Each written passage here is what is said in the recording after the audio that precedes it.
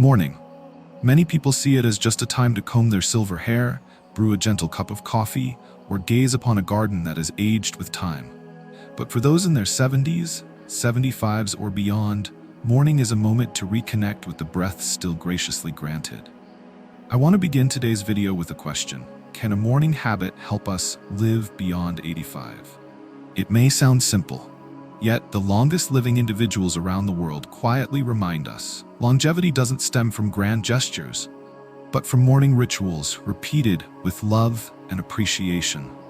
Today, we'll journey together through 8 morning habits that have helped thousands live healthily, peacefully, and meaningfully into their 80s and beyond. Are you living alone, seeking motivation each morning upon waking? Or perhaps looking for a reason to feel that life remains worth living despite many changes? Sit down, place your hand over your heart, and let's begin this hopeful new morning together. When I was a child, my grandmother used to keep a glass of water by her bedside.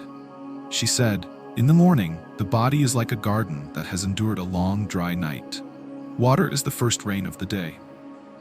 I didn't understand that until I turned 65. The body no longer signals hunger or thirst as clearly as before, but it silently calls out. A glass of water in the morning, seemingly simple, is a quiet miracle. After a long sleep, our blood thickens, blood pressure rises, and the small vessels in the heart and kidneys, now dry, need awakening. Just one glass of plain water, no sugar, no ice, at room temperature, is enough to tell the body, a new day has begun, let's continue living. A friend of mine, Mr. Harold, 78, living alone in Oregon, once shared, "I start with a glass of water, not because someone advised me to, but because each morning, when I do that, I feel like I'm taking care of myself. It's small, but it reminds me that I still deserve attention." You know, our bodies appreciate that. They repay us with a steadier heartbeat, a clearer mind, and sometimes a morning free from aches. Do you drink water early in the morning? If not, tonight, place a glass by your bedside.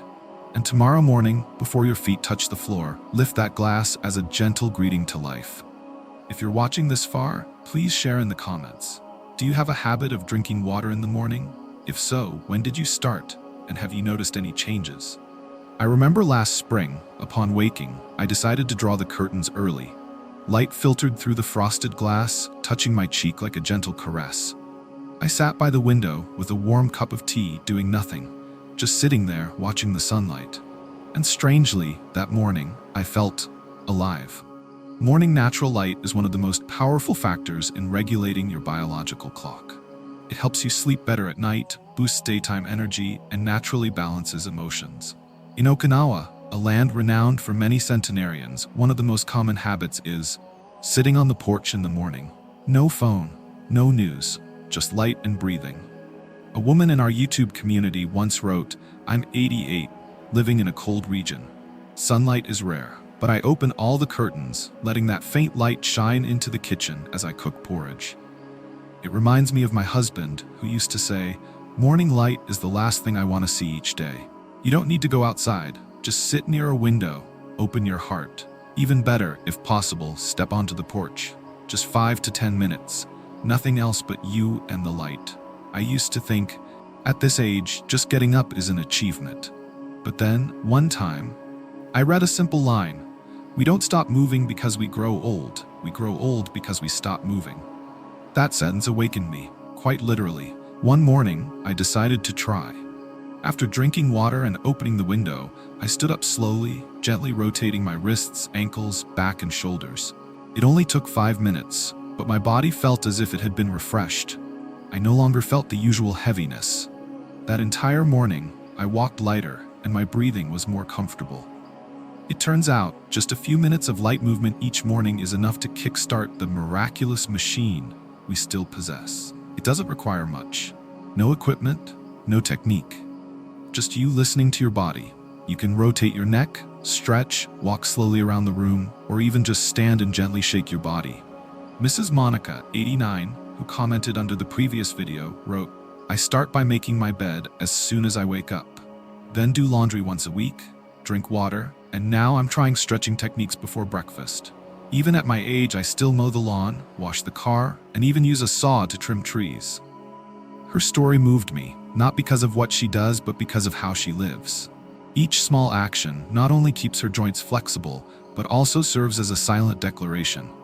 I'm still living, and I choose to live proactively. And you, by taking just 3 to 5 minutes each morning to awaken your body, are already sending yourself a loving message. I used to think breathing was instinctive, but then I learned how we breathe can also be a form of therapy. For a while, I felt tired despite getting enough sleep. A friend suggested I try a simple morning breathing exercise. I chuckled and thought, it's just breathing. But after just a few sessions, I began to feel something different. A gentle calm spreading in my chest, as if my body had pressed a button saying, it's okay to just live. It's called the 4-7-8 breathing technique. Very simple. Inhale through your nose for 4 seconds. Hold your breath for 7 seconds. Exhale slowly through your mouth for 8 seconds. Repeat 3 or 4 times. The whole cycle takes only about 30 seconds to a minute. But those are 30 seconds of stillness, of connecting with yourself. Miss Linda, 73, once wrote to me, I start each morning with those 30 seconds. Not to accomplish anything, but simply to listen to myself. Thanks to it, I feel more patient and less burdened by unnamed worries. Conscious breathing doesn't just calm the mind, it also regulates heart rate, reduces inflammation, and strengthens the immune system. When you breathe deeply and slowly, you're sending a message to your brain. Everything's okay. There's no need to panic. And in this world where so much leaves us feeling unsettled, a single mindful breath can be the first refuge of peace. Try it after you've had your glass of water and welcomed the morning light. Sit quietly, close your eyes, or keep them soft, and begin the breathing cycle. It doesn't have to be perfect. It just needs to be sincere. Back when I was still working, breakfast meant a quick slice of bread with butter, a sip of cold coffee, and eyes glued to the clock. But after retiring, I began to relearn how to eat breakfast. I realized breakfast is more than a meal. It's the first message I send to my body each day. If you start your morning with sugary foods or refined carbs, like sweet cereals, pastries, or boxed fruit juices, your body experiences insulin spikes that lead to energy crashes and speed up aging. On the other hand, a breakfast rich in protein and fiber sets your body up for stability, lowers inflammation, and boosts focus and stamina. I usually have boiled eggs with steamed vegetables, plus a bit of chia seeds mixed into plain Greek yogurt. Other days, I go for slow-cooked rolled oats with berries and a spoonful of nut butter. It doesn't need to be fancy, just nourishing and honest. Gerald, a 68-year-old friend from Florida, was once pre-diabetic. But after changing his breakfast this way, his blood sugar levels returned to normal in 6 months. He told me, I didn't do anything special, just changed my breakfast, but feeling alert all morning makes me feel young again. An ideal breakfast could include protein, eggs, unsweetened yogurt, tofu, salmon, or plant-based proteins.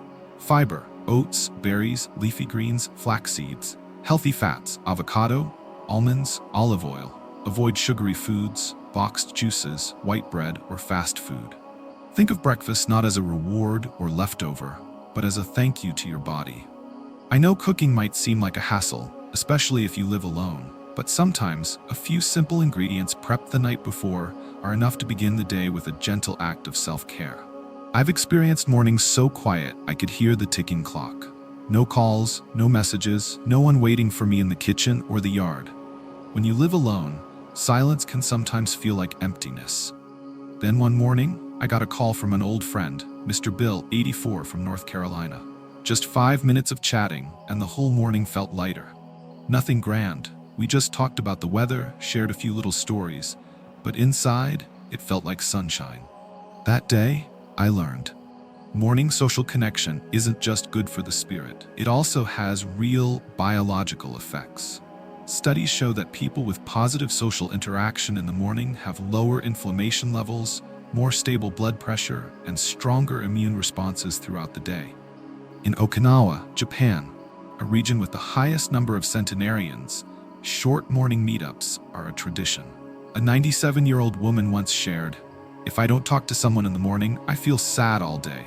We check on each other each morning. That's why we live so long. You don't need much. A greeting, a phone call, a message, or even just saying good morning to a neighbor through the window. It's nourishment for the soul that no supplement can replace. Margaret, 76, living alone in Texas, once commented, "I don't have anyone to talk to in the morning, so I write one line in a journal to myself. To who I was 5 years ago, to who I am today. It helps me feel like I'm still being heard." If you don't have someone to talk to every day, try these simple ways. Call an old friend, even if just for 3 minutes. Send a morning text to a loved one with a gentle greeting. Join a local or online community group where others, just like you, are also seeking connection. There's no age too late to start forming a new bond. Because sometimes the one thing that keeps us going isn't medicine or food, it's the feeling that we still matter to someone.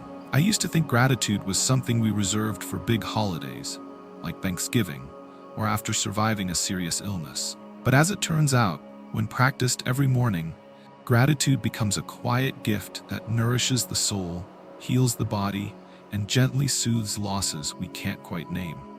One morning as I opened my eyes, I noticed my breath was slower. I placed my hand on my chest and whispered, "Thank you, heart, for continuing to beat for me." It sounds simple, but that moment brought tears to my eyes.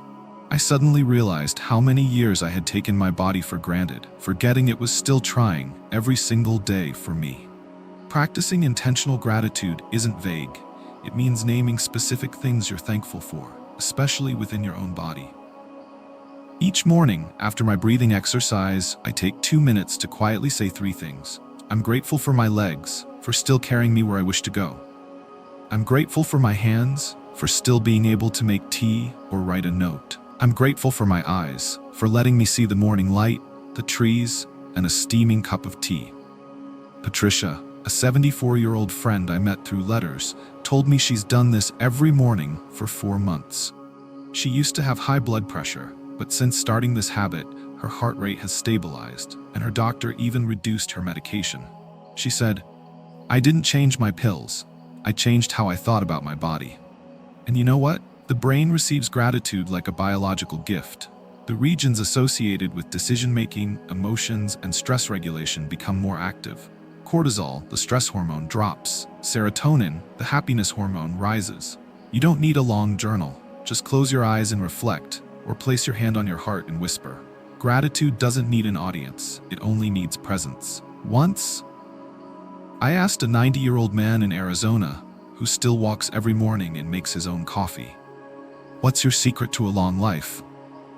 He didn't say much, just smiled, gently rubbed his wrinkled palms, and said, "I never let a single morning pass without caring for myself like a child in need of comfort."